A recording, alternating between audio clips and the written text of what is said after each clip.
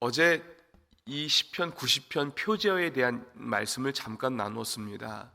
하나님의 사람 모세의 기도. 이 하나님의 사람 모세라는 의미에 무엇이 담겨 있다고 했습니까? 크게 두 가지를 말씀드렸습니다. 하나는 모세는 일평생 하나님 말씀에 순종한 사람이다. 언제까지요? 그가 느보산에 올라가 죽을 때에도 여호와의 말씀대로 그 모압 땅에서 죽었다. 이렇게 신명기 34장에 기록이 되어 있죠. 죽기까지 말씀에 복종하고 순종한 모세. 그러면 두 번째, 어떻게 그러할 수가 있었는가? 이것은 모세는 하나님의 온 집에 뭐 했다고요? 충성한 자다. 충성했다. 표현하고 있죠. 이 충성이란 단어가 아만 그랬습니다. 창세기 15장 6절에 아브라함이 여호와를 믿으니, 그 믿음을 뜻하는 단어인 것입니다. 어떤 믿음입니까? 위에서 물을 창조하시고 없는 것을 있는 것으로 부르시는 하나님을 믿는 믿음. 자기의 몸과 사라의 태가 죽은 것 같음을 알고도 하나님을 믿는 믿음이 연약해지지 않았다. 그 이유가 무엇입니까? 하나님이 약속하신 바를 능히 이루실 줄 믿었기 때문에. 이 아브라함의 믿음을 표현할 때 창세기 15장 6절에 아브라함이 여호와를 믿으니, 이 표현이 모세에게 있어서 충성으로 나타나고 있다는 것입니다. 그러니까 모세가 그렇게 믿음으로 복종하고 죽기까지 순종할 수 있었던 이유는 하나님을 믿는 믿음이 있었기 때문에, 그것이 말씀에 대한 충성으로 나타났다, 이것입니다. 그러면 생각을 해보세요. 일평생 하나님의 말씀에 복종하고 순종한 그 모세를 하나님이 내 종이라, 하나님의 사람이라 부르지 않으실 이유가 있습니까? 없죠. 얼마나 존귀하게 여기시겠습니까? 그죠? 이러한 모세가 기도를 하고 있다는 것입니다. 오늘 본문을 보시면요, 모세의 기도라 그랬죠.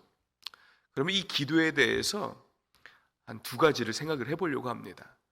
첫 번째는 이 기도는 대제사장적인 기도라고 할 수 있습니다. 대제사장은 하나님과 백성의 중보자 역할을 하죠.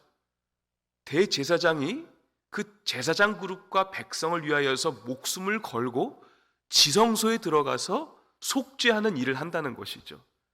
구약에서 대제사장은 중보자적인 역할입니다. 제가 왜 이 말씀을 드리는가 하니, 이 기도라는 이 단어가, 표제의 기도라는 단어가 히브리어로 팔랄이라는 단어입니다. 이 기본 의미가 화해시키다, 중재하다라는 의미가 있어요. 성경의 용례를 보니까요, 아브라함이 자기 아내 사라를 취한 아비멜렉을 위해서 기도하는 그 내용을 다루는 창세기 20장 7절에도 이 팔랄이 사용되고 있고, 사무엘상 12장 23절에요, 사무엘이 이런 고백을 하자. 내가 너희를 위해서 기도 쉬는 죄를 범하지 않겠다. 그죠? 그때도 이 팔랄이라는 단어가 사용되고 있습니다.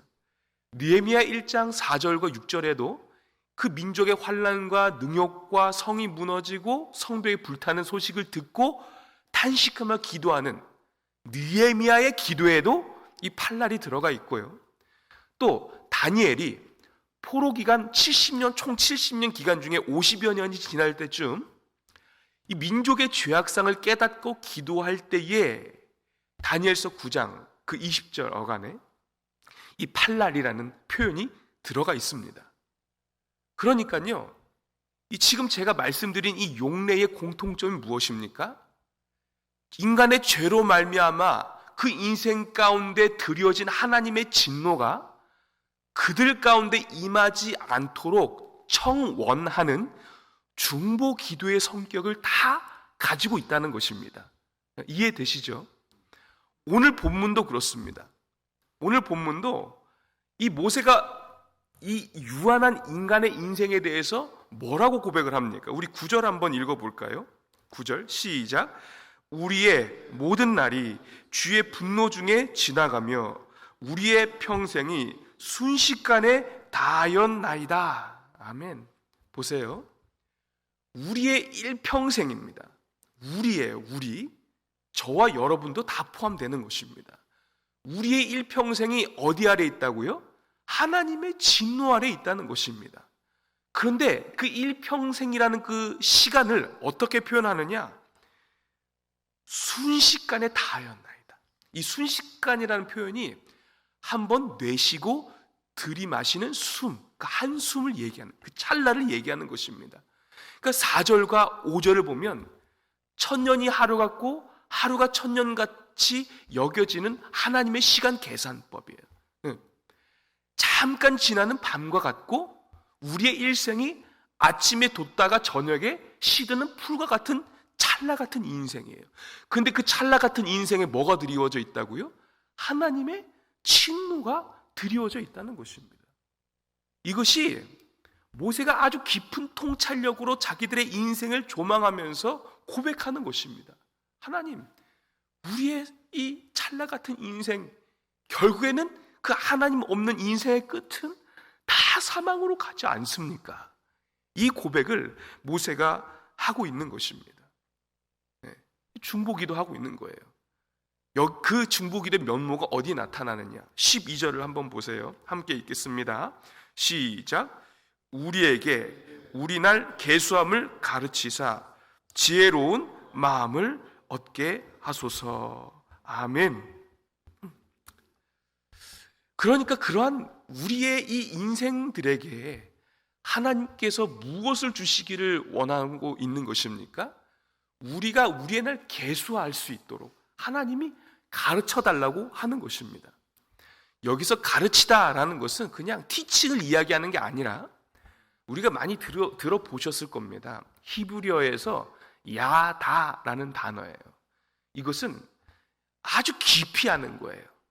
그냥 표면적으로 겉핥기식으로 나와 너가 알고 지내는 이 정도의 관계가 아니라 부부가 서로 알고 지내는 아주 친밀한 그 깊은 관계를 얘기하는 거예요. 그러니까 하나님이 우리가 얼마나 덧없는 인생인지, 하나님 없는 이 찰나 같은 인생의 끝이 사망에 이를 수밖에 없는지를 좀 깊이 깨닫게 해주십시오. 그 지혜를 우리에게 주십시오. 기도하면서 하나님 앞에 간구하고 있는 것입니다. 그런데요, 모세가 이렇게 인생의 유한한, 죄성으로 유한한 인간의 존재에 대해서 하나님 앞에 기도하는 데 있어서 아주 중요한 한 가지가 있다는 것입니다. 그것은 바로 너와 내가 다르지 않다는 것입니다. 제3자의 입장에서 기도하는 것이 아닙니다. 동병상련이라는 표현 아시죠? 같은 병을 앓는 사람들끼리 서로 불쌍히 여긴다는 말 아니겠습니까? 그러니까 모세가 지금 이 인생 자체가 유한하고 참 인생이 찰나같고 그 끝이 그 죄 때문에 사망에 이른다. 그 범죄 안에 있는 인생들이 나 말고 너희다. 이런 기도를 드리는 게 아니죠. 너와 내가 다 그 범죄에 속해 있다. 이 말씀을 하나님 앞에 간구하는 것입니다. 이 1절부터 17절까지에 있는 이 짧은 이 시편 90편에요. 1인칭 복수인 우리라는 표현이 무려 18번이나 나옵니다. 마지막 17절을 보면 이 한 절에서만 무려 우리라는 표현이 5번 나오는 거예요. 그러니까 모세는 나와 너가 다르지 않다. 하나님 앞에서 나 또한 이런 위기를 늘 갖고 살아가는 그러한 인생이다. 이러한 의식을 가지고 중보기도 하는 것입니다. 어떤 기도를 합니까? 13절 한번 읽어보겠습니다. 시작. 여호와여 돌아오소서. 언제까지니까 주의 종들을 불쌍히 여기소서. 아멘. 자, 여기서 여호와여 돌아오소서라는 표현은 휴브라는 단어입니다. 제가 몇 번을 말씀드렸죠. 본래의 자리로 되돌아오는 거예요. 여호와여 돌아오소서라는 것은 하나님 언약을 파기하지 마시고 하나님이 이 백성의 하나님 되심과 우리가 하나님의 하나님이 이 백성의 하나님 되심과 우리가 하나님의 백성 되는 이 언약 관계를 하나님이 파기하지 마시옵소서, 용서해 주시옵소서, 이 고백인 것입니다. 그런데 누구에게요? 당신의 종들에게, 주의 종이 당신의 종들입니다. 우리라는 표현을 지금 쓰고 있는 것입니다. 그죠? 이러한 유사한 기도가 어디에 나옵니까? 출애굽기 32장에 나와요. 금송아지 사건이거든요. 금송아지 사건으로 출애굽기 32장 10절을 보니까 하나님이 그 백성을 진멸하신다고 말씀을 하셨습니다. 그런데 모세가 그때 아주 기가 막힌 기도를 하나님 앞에 올려드려요. 출애굽기 32장 12절 하반절을 보면 주의 맹렬한 노를 그치사 돌이키시옵소서, 이런 표현을 하거든요. 지금 여호와여 돌아오소서라는 똑같은 표현입니다. 슈브예요. 그러니까 주님, 그 진노로 이 백성을 멸하지 마시고 그 마음, 그 뜻을 돌이키시옵소서, 그 언약 관계를 깨트리지 마시옵소서, 파괴하지 마시옵소서. 그런데 여기에 더 기가 막힌 기도예요. 32장 32절 하반절이에요. 만일 하나님이 이 죄를 사하지 아니하시면 이 책에서 내 이름을 지워버리시옵소서. 제가 말씀드렸죠. 모세는 너와 나가 다른 존재가 아니다, 같다. 그래서 우리라고 묶었잖아요. 그런데 이 출애굽기, 이 금송아지 사건 속에서 기도할 때에도 마찬가지예요. 이 하나님 앞에 금송아지를 만들고 우상 숭배하는 이 백성과 자신을 분리시키지 않았다는 것입니다. 그죠? 이 백성의 죄를 용서하지 않으시거들랑 내 이름도 지워버리시옵소서. 이 기도를 모세가 하는 것입니다. 이 시편 90편의 이 기도와 출애굽기 32장에 34장까지 걸쳐 기록된 이 모세 기도가 다른 게 아닙니다. 그러면 좀 정리를 한번 해보겠습니다. 모세는 지금 어떤 기도를 하고 있습니까? 하나님의 중보자로서 정말 이 죄로 말미암아 찰나 같은 유한한 인생, 그 끝이 사망으로 치닫고 있는 그 인생을 위하여서 하나님, 나도 그 속에 포함됩니다. 우리로 하여금 우리의 나를 개수할 수 있도록 가르쳐 주시고 지혜로운 마음을 주시고 그 진노를 돌이키시고 우리를 불쌍히 여겨 주십시오. 이 기도를 하는 거죠. 이 기도를 봤을 때에 누가 딱 떠오르십니까? 누가 떠오르세요? 네, 예수님이죠. 이 모세의, 그래서 제가 이 모세의 중보기도가 대제사장적인 그 의미를 갖고 있다라고 말씀드리는 거예요. 우리 히브리서 3장 한번 펴보실까요? 히브리서 3장 5절 6절입니다. 히브리서 3장 5절 6절.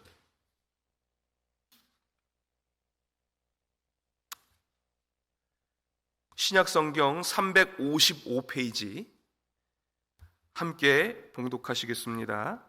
또한 모세는 장래에 말할 것을 증언하기 위하여 하나님의 온 집에서 종으로 신실하였고 그리스도는 하나님의 집을 맡은 아들로서 그와 같이 하셨으니 우리가 소망의 확신과 자랑을 끝까지 굳게 잡고 있으면 우리는 그의 집이라. 아멘. 이게 무슨 말입니까? 모세는 하나님의 종으로서, 그죠? 그 온 집에 신실했다, 충성했다는 거예요. 제가 말씀드린 것과 같이. 어떻게 충성했습니까? 목숨 걸고 죽음으로 순종하기까지 하나님 앞에 충성했다. 그죠?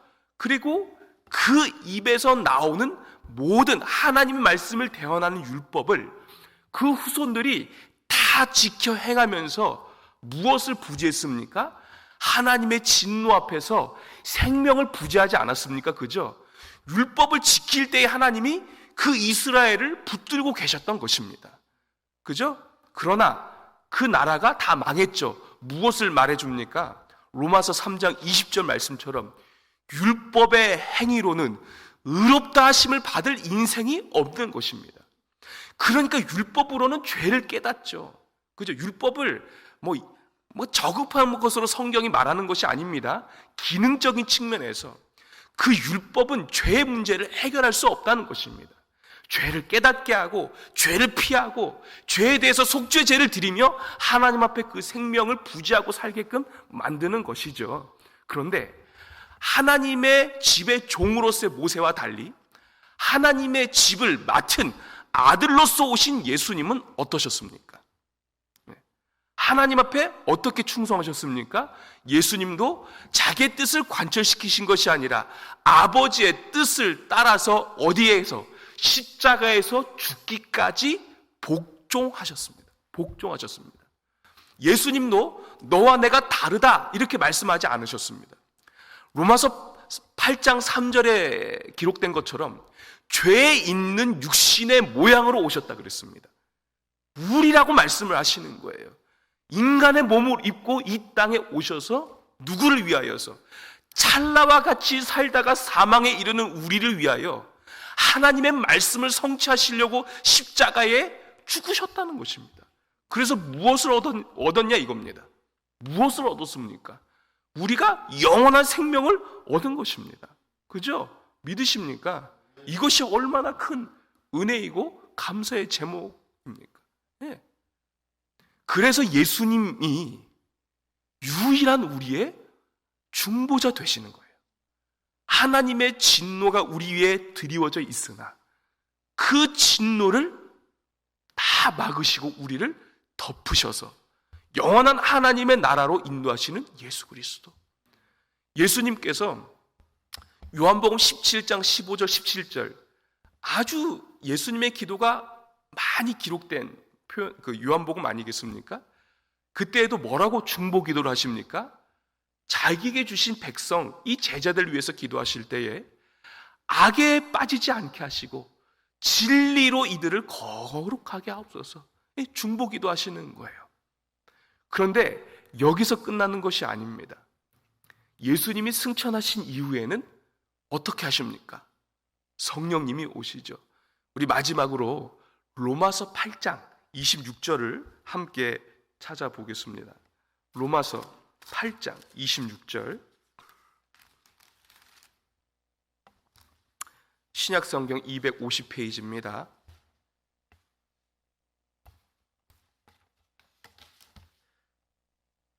로마서 8장 26절 함께 봉독하십니다.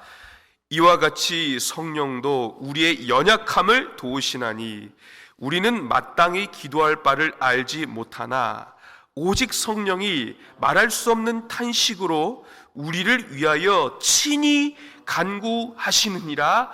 아멘, 아멘. 자, 보세요.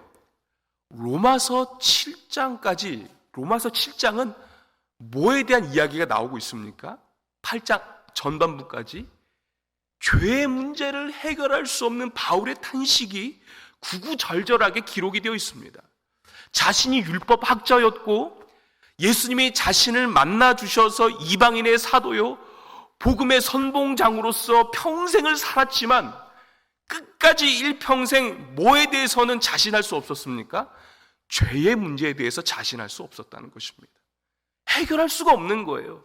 그래서 탄식하는 내용들이 이 로마서 7장에 나오지 않습니까? 그런데 누가 도와주세요?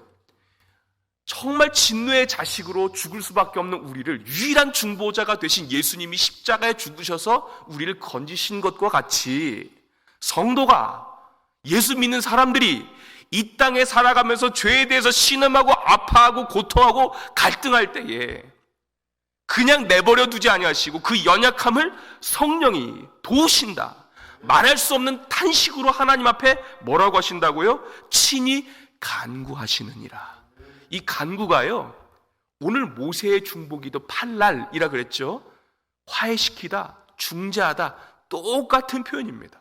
성령님이 중보자가 되셔서 이 성도의 연약함을 위하여 하나님 앞에 말할 수 없는 탄식으로 간구하신다, 이것입니다. 말씀의 결론을 맺겠습니다. 사랑하는 성도 여러분, 모세는 하나님 앞에 신실한 종이었습니다. 율법을 받은 자였습니다. 그런데 이 모세조차도 우리라는 범주 속에 무슨 기도를 드리고 있습니까? 하나님, 찰나와 같은 내 인생 마지막이 사망으로 치닫습니다. 우리 하나님의 은혜가 아니면, 우리에게 지혜로운 마음을 주셔서 그 진리를 발견하게 하지 않으신다면 우리는 진노의 자식으로 끝날 수밖에 없는 인생입니다. 우리를 불쌍히 여겨 주십시오. 율법을 가진 모세가 이런 기도를 했다는 것입니다.